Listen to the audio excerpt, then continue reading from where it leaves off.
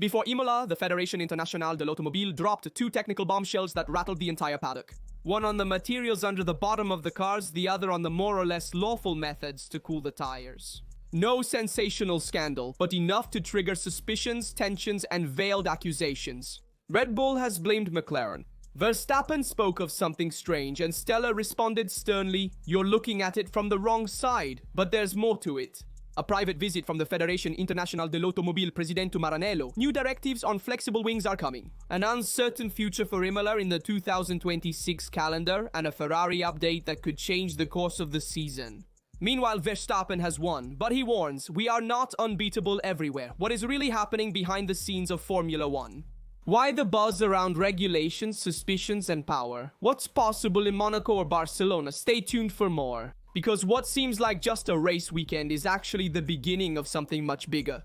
If you enjoy the videos, please hit like to show your support. Let's get started. In the weekend leading up to the Imola Grand Prix, the Fédération Internationale de l'Automobile sent some technical directives to the teams. Nothing groundbreaking, but key clarifications on two sensitive points. The materials around the skates under the bodywork and the methods used to keep the tires at the ideal temperature. Two details that in today's hyper-competitive Formula 1 context can make a difference. The first topic touches a raw nerve of ground effect single-seaters. The closer the car is to the ground, the more load it generates. But there's a limit. If the bottom wears out too much, the car risks disqualification. The Fédération Internationale de l'Automobile has therefore clarified that it is not so much the configuration itself that is in the crosshairs, but the materials and fastening systems used. Everything should be robust and regular. The second topic triggered more intense responses. Some teams, although it is not explicitly stated who, have asked for clarification on unconventional techniques for cooling the tires. The Fédération Internationale de l'Automobile has reiterated that some of these practices are unacceptable, opening the issue. McLaren-Red Bull pointed the finger at the walking team, suspecting that there was something particular about the way they managed the rear covers. Verstappen stated bluntly, "If you look at McLaren's tire strategy, perhaps we're the ones making mistakes." Heavy words that made noise. However, the result of Imola put a stop to the controversy. McLaren didn't go as planned, and Horner didn't hide his surprise at their underwhelming performance. Even the Red Bull technical director Pierre Wache kept a low profile. The update to the RB21 wasn't as devastating, and McLaren didn't shine as expected. Andrea Stella at the McLaren pit wall quickly responded. According to him, others are looking from the wrong side. The competitiveness of the MCL39 does not depend on a single trick or a gray area of the regulation, but on a package. Solid, and if others get lost looking for regulatory shortcuts, so much the better for them. These controversies are welcome, Stella said, because it means that opponents are focusing on the wrong things. For us, it's just an advantage. Supporting McLaren's stance, there is an objective fact after the Miami event. Piastri's car was thoroughly examined by the Fédération Internationale de l'Automobile result. Everything is in order. An official document released on Thursday in Imola confirmed it in black and white. So no tricks, at least on paper, but Red Bull has really returned to the top. Verstappen wants not to get carried away by the Imola win, attributing this success to the track's fast layout and supportive curves, which suit the RB21 well. The real test will be Barcelona. In Spain, the circuit's features are more diverse and representative of the rest of the calendar, and the Fédération Internationale de l'Automobile has announced stricter controls on flexible front wings, another controversial point, precisely at that location. Meanwhile, Verstappen looks at Monaco with a certain resignation. It has never been a favorable circuit for us, we will see how it goes, but I don't expect miracles. And this statement is interesting because it confirms that even in a season where Red Bull dominates, it is not untouchable everywhere. At Suzuka and Jeddah, fast curves, fast track, the superiority was seen, but in slower tracks like Bahrain or Miami, the competition seemed much closer. The picture that emerges is clear. The hierarchies change from circuit to circuit, and the balances are more fragile than they may seem. Behind every update, every technical directive, there are tensions, suspicions, strategies, and also a bit of pre-tactics. In all of this, the Fédération Internationale de l'Automobile seems to want to raise the bar of control. First the skates, then the cooling systems, now the flexible wings. It's a continuous battle between those who seek the limit and those who defend it. And as always, between what is forbidden and what is simply not yet forbidden. The difference is made by those who can read the rules better. The two Fédération Internationale de l'Automobile Directive arrived on Monday, May 12th, just a few days before Imola. The first concerned the flat bottom and aimed to prevent anyone from playing cunning with materials and assemblies. to circumvent post-race checks and run with a lower car. In short, a measure to prevent the classic regular on Friday suspicious on Sunday. The second, more interesting, came from a question posed by Red Bull itself. The question was, is it possible to use insulating material in the brake baskets to better cool the tires? An elegant way to say someone is doing it and we want to know if it's possible. And the suspicion, not even that veiled, is that someone was McLaren. Verstappen himself had spoken days before about a very smart solution on the part of the rivals. It's not the first time in Formula 1 that clarifications are sought using rhetorical questions, hoping to put the opponents in difficulty. In fact, the Fédération Internationale de l'Automobile responded by effectively removing that weapon from those potentially exploiting a regulation grey area. McLaren has denied that these directives have had any impact. Any impact, Andrea? Stella was very clear already on Friday, we have not changed anything. When all is said and done, Imola still yielded a second, third place and pole position for them. Hardly a defeat.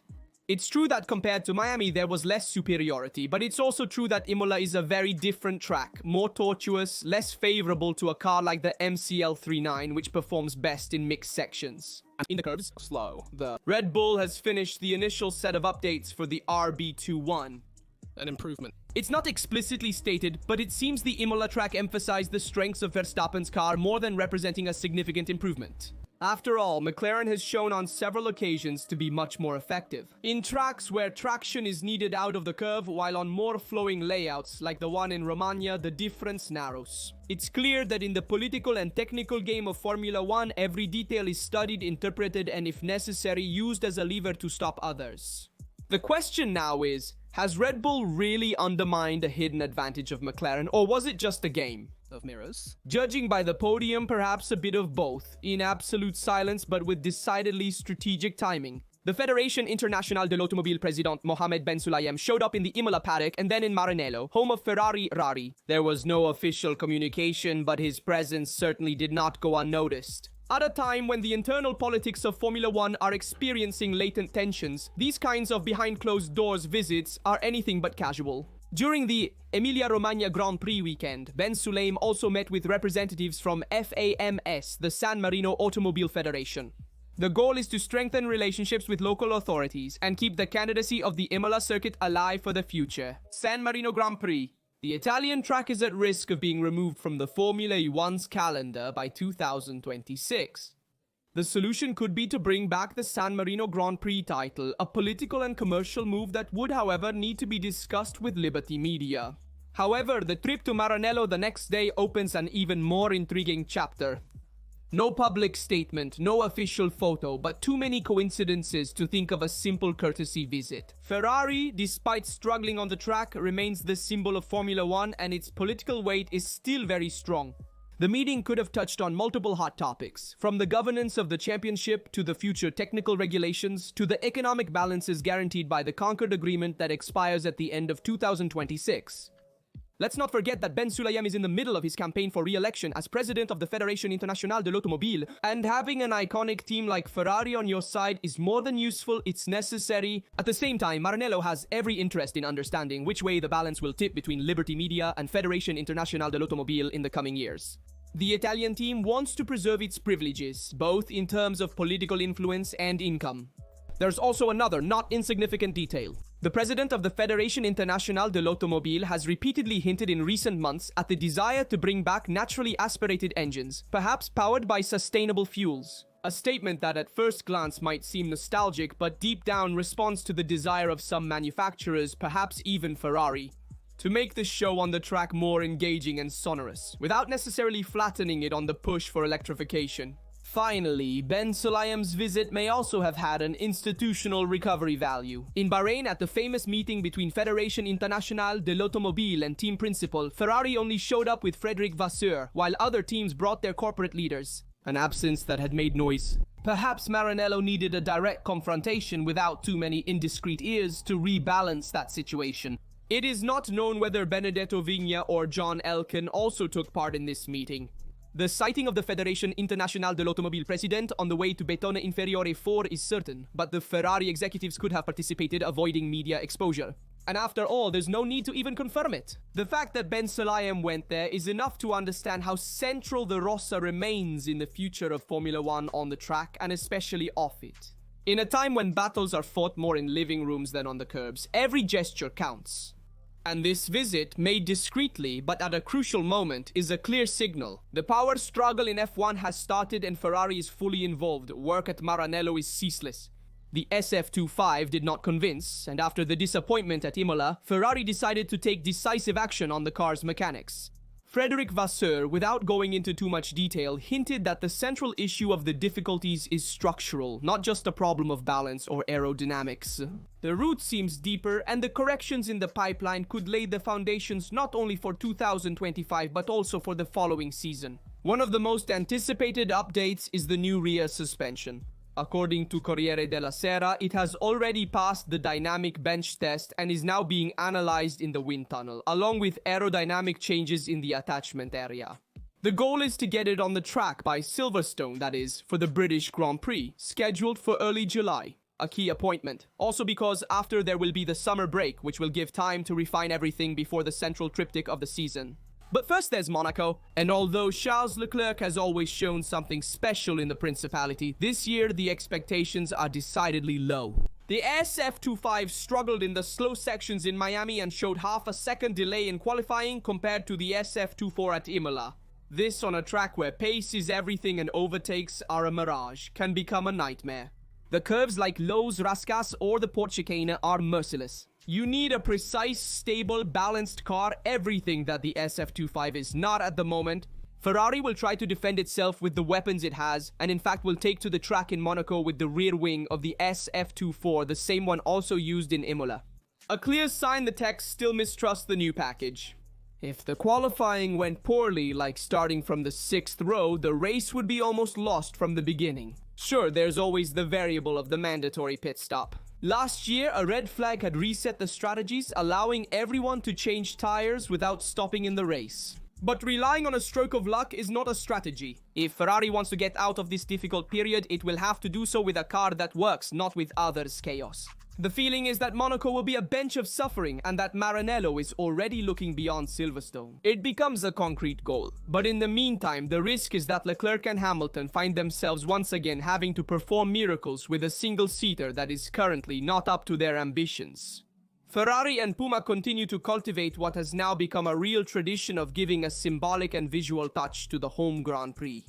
This time it's Charles Leclerc's turn. For the Monaco Grand Prix 2025, the Monegasque driver will take to the track in a new white suit enriched with blue details. A color choice that aims to represent the elegant and refined spirit of the Principality, but also to pay tribute to the sea that surrounds Monte Carlo. A meticulously crafted design similar to the one showcased in Miami, but with a totally different arrangement. Here it is white that dominates, while blue remains only as a refined accent. What is certain is that Ferrari cannot afford another color qualification like in Imola. A start from the bottom, on a track where overtaking is almost impossible, would mean saying goodbye to the race even before the green light. Leclerc knows this and will do everything to transform his special suit not only into a style symbol but into a sign of redemption. Max Verstappen has once again shown why he is one of the most complete and determined drivers on the grid. In Imola, on Red Bull's 400th Formula 1 Grand Prix, he dominated the race. The victory, the symbol, and a strong signal to send to the championship.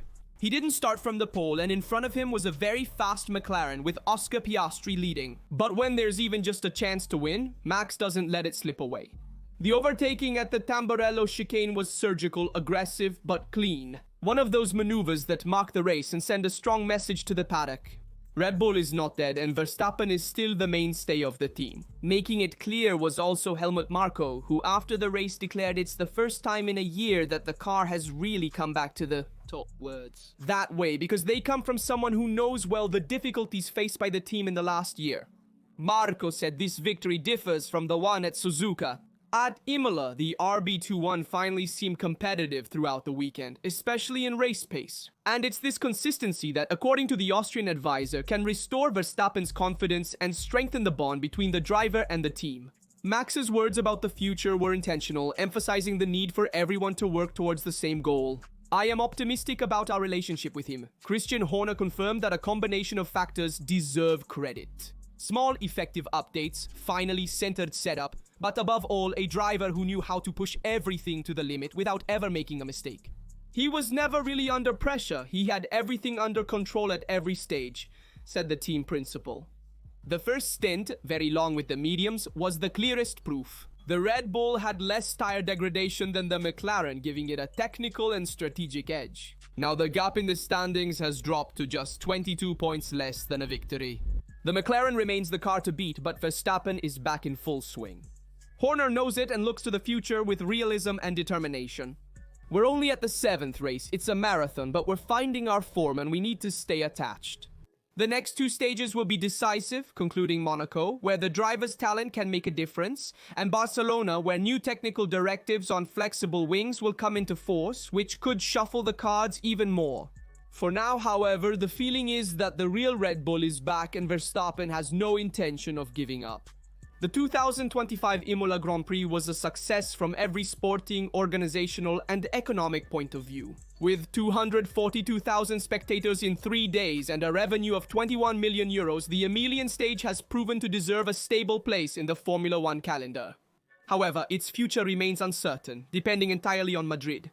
The new Spanish city circuit, which is expected to debut in 2026, is encountering bureaucratic obstacles and political protests related to noise. If the race in Spain were to be postponed, Imola would be ready to step in. The paradox is evident. An event that was packed with spectators risks being removed from the calendar for economic and rotation reasons. Despite the support of the Ministry of Infrastructure and Transport, which has allocated €5 million for 2025 and guaranteed the same amount every year until 2032. The cost required by the Formula One group to keep the Grand Prix fixed is extremely high. We're talking about €60 million figures that no local reality can face alone, even with the most optimistic estimates. With the €5 million from the ministry, those from the LIC Foreign Promotion, and the Made in Italy Fund, plus the contributions from the region, the municipality has about 22 million but is still tens of millions short of reaching the threshold set by the FOM. The only truly viable path seems to be rotation, alternating with Spa or Barcelona, becoming a semi-permanent stop on the calendar. A compromise that would allow to contain costs, maintain visibility, and ensure a certain stability to the event. Then there's the issue of ticketing. The 21 million in revenue generates a net profit of 18 million for the Automobile Club d'Italia that organizes the Grand Prix. But with an organization that costs about 10 million, even that positive margin is not enough. The issue remains, therefore, the economic sustainability of an event that paradoxically works perfectly but cannot stand on its own in the long term. One of the options under consideration to strengthen Imola's candidacy is to officially revive the San Marino Grand Prix. The return to origins holds both symbolic and practical significance, mirroring past events, because it would allow to differentiate the event from Monza, avoiding the embarrassment of having 2 fixed Italian GPs in the calendar. Strengthening this hypothesis was also a meeting between Ben Sulayem Federation Internationale de l'Automobile and the leaders of the San Marino Federation, who expressed interest in relaunching the name. The future of Imola is hanging by a thread. On one hand, a system that tends to favor global expansion and city circuits. On the other hand, a track that has been there every time Formula One needed it. The hope is that Liberty Media will keep its promise to recover the 2023 Grand Prix. But the feeling is that it will take much more than a good race to really achieve this. It will require a clear and courageous vision that puts not only millions at the center, but also the cultural and sporting value of a Grand Prix, which simply does not deserve to disappear. If you liked the video, hit like, subscribe, and turn on the bell so you don't miss out. Upcoming ones, share your thoughts in the comments and see you next time.